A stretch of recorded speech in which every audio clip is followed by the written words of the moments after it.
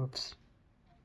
Okay, so this here was slipped under the door when I was at the bank the other day. And of course, this is about fire safety. And they're trying to cover up the lie. They're trying to cover up the fact that these alarms are malicious, even though Matthew Pegg, the fire chief, had already gave a message, wrote that message down, and put it downstairs in the building about the sheer volume of malicious fire alarms.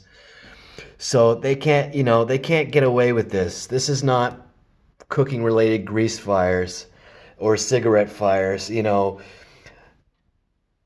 September, I believe it was September 23rd, they gave an announcement around midnight that these alarms were malicious, and if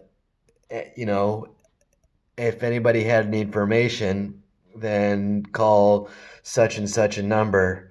Anyways, this here, then later they tried to cover up and say that, they would try to cover up in the announcements and say that no, this was in fact grease fires and cigarette fires, and given the old safety lecture about smoking safety and cooking safety and what the rules are. But they can't backtrack because they've already stated that that these alarms were malicious.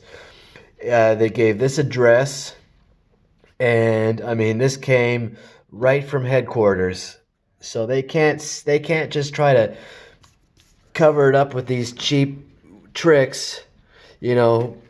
I mean, let's just say, I mean, nobody's that clumsy with fire. I mean, a lot of people, I mean, yes, grease fires happen and cigarette fires happen, but not 4 times a day, not 30 times a month. You know, and this isn't exactly, and most people aren't cooking at 12 in the morning, 3 in the morning, 5 in the morning.